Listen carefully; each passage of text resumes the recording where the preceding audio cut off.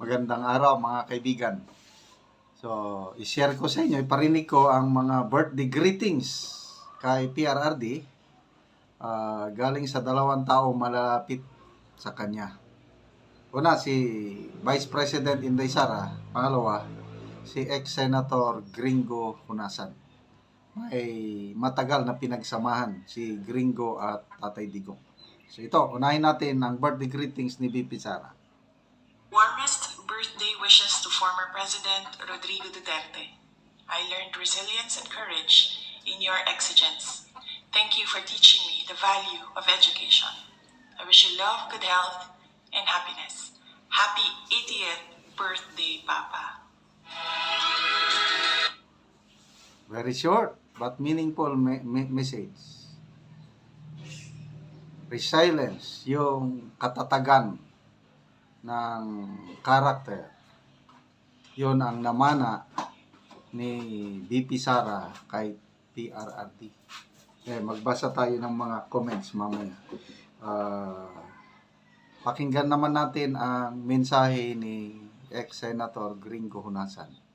Nung fugitive, nung nagtatago pa itong si Hunasan, panahon ng Core Administration, ang tumulong sa kanya ay si then Mayor Rodrigo Roa Duterte. Yan ang pinagsamaan nila dalawa. Hindi maganda itong sitwasyon ngayon. Pero hindi naman tayo pwedeng magpapigil na i-greet ka ng happy birthday. Alam ko, pinagdaanan ko rin. Pinagdadaanan mo ngayon. Naalala mo, nung fugitive ako, nagtatago ako, kung paano mo inampon, niladap, no? Yung anak ko, hindi ko makakalimutan yan. Kaya sa pagkakataong ito, no, gusto kong maging matibay ka. Mag-pray ka. Matatapos din ito. Lahat may katapusan. Kaya mag-iingat ka palagi. Stay healthy, stay strong, and stay truly free, no, in mind, body, and spirit. Mabuhay ka. Happy birthday, bro. Tingnan nyo, tinawag niyang bro. I think parehas silang guardians. Correct me if I'm wrong, saan sila nag-bro. So, dito mo, unahin natin si VP Sara, no? Yung relasyon nilang as a family, napakaganda. Very ideal family. Yung sa The Hague, Netherlands, sinabi ni VP Sara sa mga OFW, kaming mga magkakapatid, wala kaming problema. Very close kami. Sa chat group namin, masaya kami. Ang problema lang, mga nanay namin, nag-aaway. May pasingit pa rin bata. But kaming magkakapatid, we are very close. Okay kami. So, dito mo makikita yung pagpapahalaga ng Duterte kanilang pamilya. Kasi, pamilya, basic unit sa ating Philippine society. Kaya idea. Hindi katulad ng iba dyan, pamilya, alam mo na, yung nag-aaway-away, hindi na nag-uusap yung magkapatid. Senator Aimee, inamin niya, hindi na sila nag-uusap na magkapatid. Watak-watak na. So, magbasa tayo sa mga comments. Ang daming Japana Jessa, happy blessed birthday Tatay Digong. Jenalisa Tunugan, kilala ko ito. Tunugan, amazing birthday po Tatay Digong, praying for good health. Celos Michelle, happy 80th birthday to PRRD, the only president who made a big difference in our lives. One who walked his talk and showed that change is possible. We love you and please know that you and your family are constantly in our prayers. Wishes of good health, strength, happiness. Honey Lee Rencio, happy, healthy 80th birthday, President Duterte. May the Lord keep you safe and strong physically, in mind, in spirit. May He give you the best gift of all, your freedom, so you can go back home.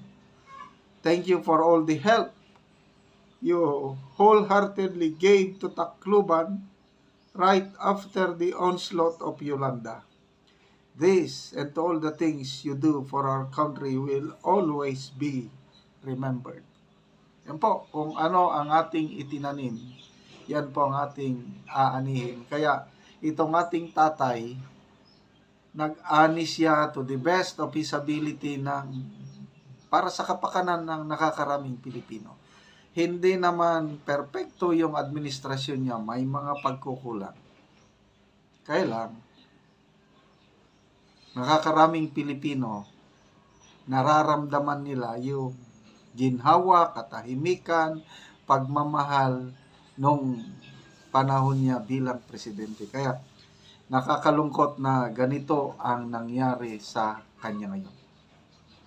Halos hindi ako makapaniwala na darating yung panahon na ang ating Tatay Digong mag-celebrate ng kanyang 80th birthday sa loob ng kulungan. Kaya maganda itong mensahe ni ex-Senator Hunasan dahil nakaranas si Senator Hunasan na makulong. But after niyang pagkakulong, kalabas, bigyan ng amnesty, yun, naging senador. So, wag po tayong mawala ng pag-asa, mga kaibigan.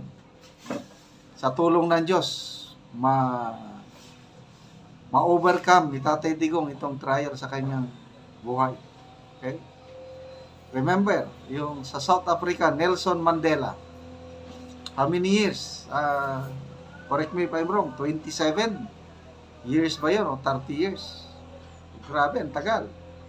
But after that, nung lumaya siya, naging presidente siya ng...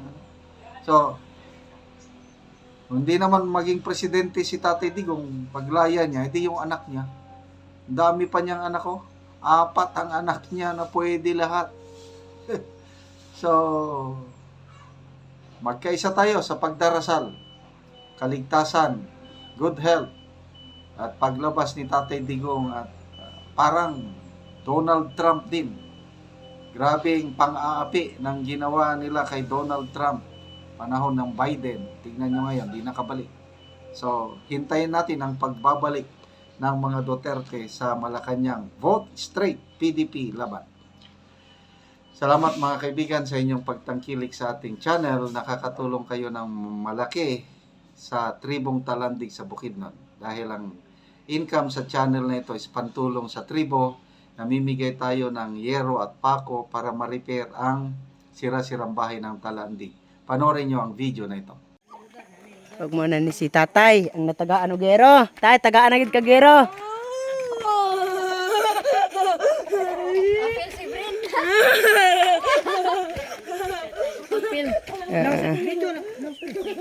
Kaya dito mga interview.